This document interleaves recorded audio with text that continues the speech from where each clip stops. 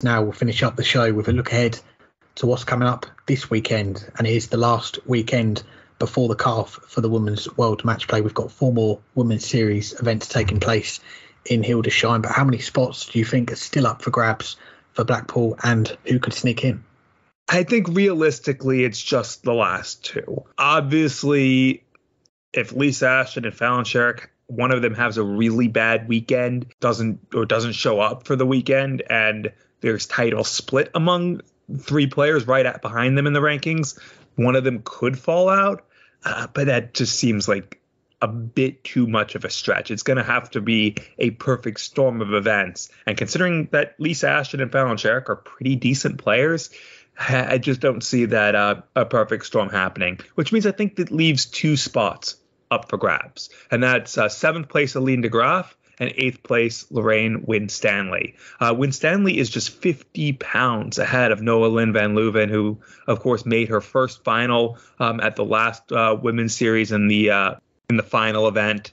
And she's just right behind Lorraine Winstanley and 350 pounds behind Aline de Graaf. Katie Sheldon's right there as well. Laura Turner, who made back-to-back finals a couple years ago, is still right there within a final of making it.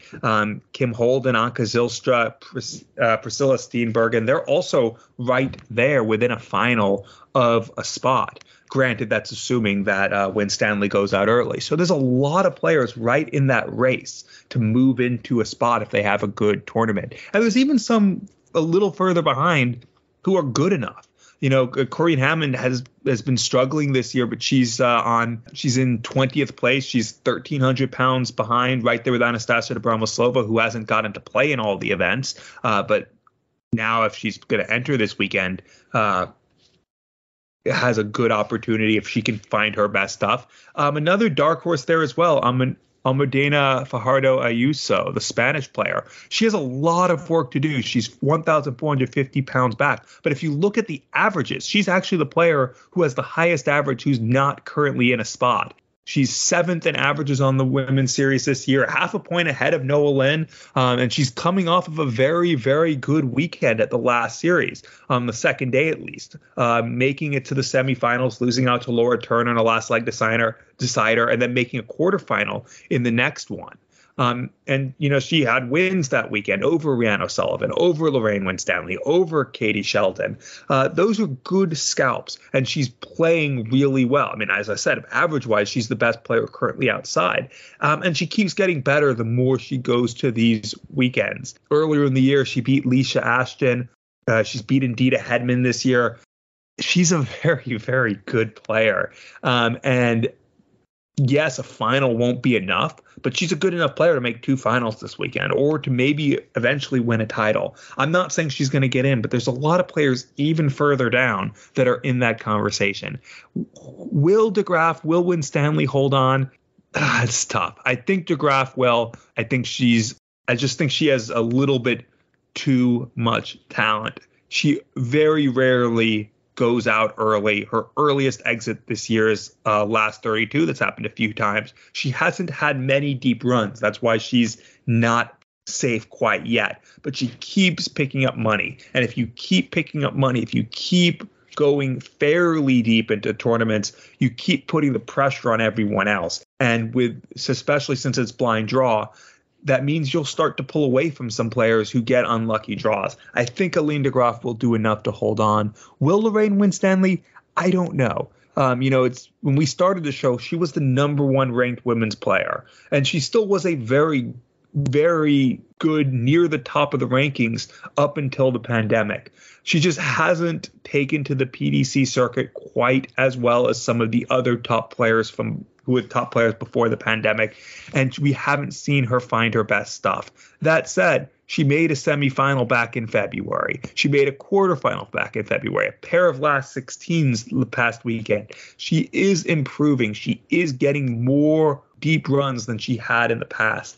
She has to be considered the favorite because she's currently in that spot. But I don't know if she'll hold on, especially with Noah Lynn playing so well right now, especially with so many players right there in that conversation to get into it.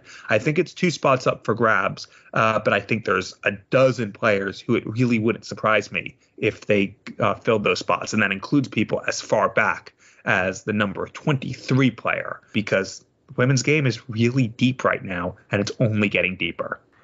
Yeah, I can't argue with that. And I had the number 23 down on my notes here as well. Almudena Villado Ayuso, someone that has really started to make a name for herself. I'm going back to last year when she made the final of the World Masters women's event. She beat Mikuru Suzuki on the way to that, lost to Bo Greaves in the final, but also that week in Assen, she won through the qualifiers, the last chance qualifiers to get to the World Championship.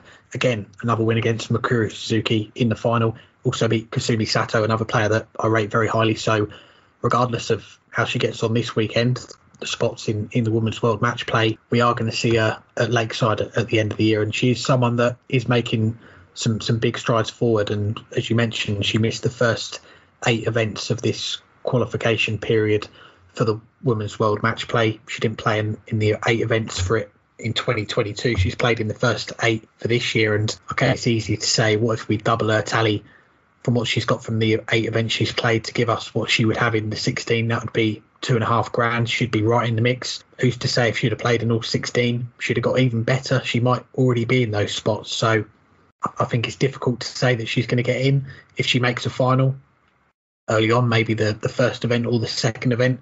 She is going to be in the mix going into that final day. So I don't think it's too far to say that Almudena could have a say this weekend, given what we've seen from her this year and into the back of last year. But in terms of the spots, I'm in agreement. I think it is 2 spots to play for. I think those top 6 are going to be in Blackpool, and I'll try out my classic line of they can start to book their B&B for Blackpool. They are going to be at the Winter Gardens. So you're looking at Bo Greaves, Mikuru Suzuki, Rhiannon O'Sullivan, Robin Byrne, the top 4, all players that didn't make the event last year for one reason or another, just missed out, or in Bo Greaves' case, didn't play the Women's Series up until that point. So they're going to be there. Fallon Sherrick, Lisa Ashton, a little bit further back.